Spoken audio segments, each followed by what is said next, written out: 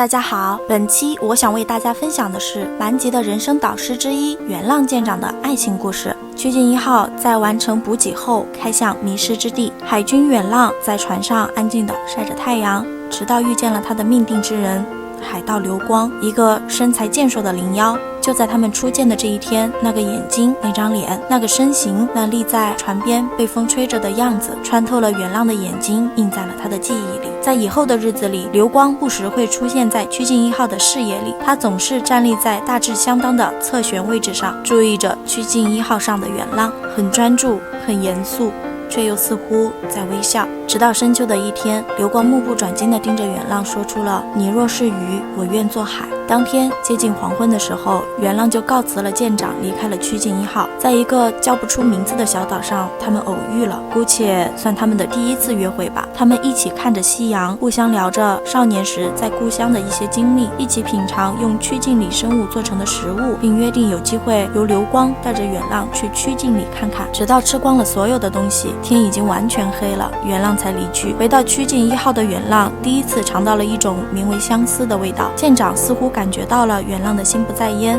建议元浪在冬季曲靖1号休航期间好好休假。于是在冬季的一个中午，元浪离开了曲靖1号，游向了他的故乡。他到了万狮之海，灵妖的圣地。元浪看着诗墙上已经有些模糊的字迹，在心中默默地念着，要是中意我的美貌，用你的眼睛把它拿走。流光的声音却在此时响起，接着道，我愿在你的记忆中不会因老去而消失。当元浪意识到不是幻觉时，流光说他选了5个可以旅游的曲靖入口，可以做1日5游。他拉着他把手交给他，被他拉着走进水里，游向黑暗。在一个温暖的曲靖里，流光给他写了第一首诗。其实曲靖是冰冷的，只是他因他而温暖。流光可以说是一个曲靖之神，对航线越了解，对曲靖越了解，也就越知道流光的厉害。他万死一生做到了现在这样。曲靖里随处可见的灵妖骸骨不断地告诉元浪他的幸运，他能活到现在完全是出于天意。在1个月假期结束的时候，元浪与流光告别之后，海军军部把海军的任务明确表达为消灭狂蛟。曲靖1号将要做的事情不再是保护舰队，而是寻找狂蛟，直接消灭它。这个行动代号是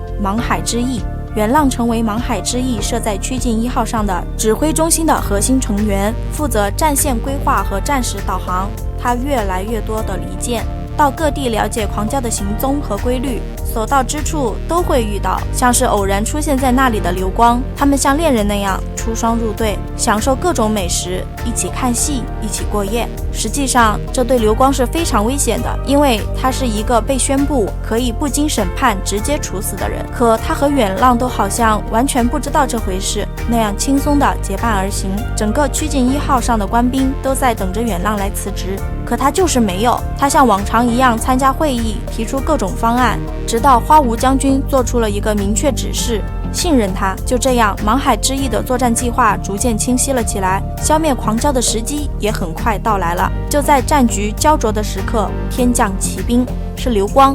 他用主炮一直朝狂蛟所在的3桅船轰击，完全不顾自己的船已经被对手的炮火轰击的几乎成了碎片，一头撞进3桅船里，激起剧烈的爆炸，然后沉没。狂蛟死了。就在舰长要为元浪庆功的时候，元浪却终于说出了他们等了许久的话。根据上映的魁拔电影，我们也得知了这段感情的结局，这里就不多说啦。谢谢大家的聆听，你的点赞订阅是我前进的动力。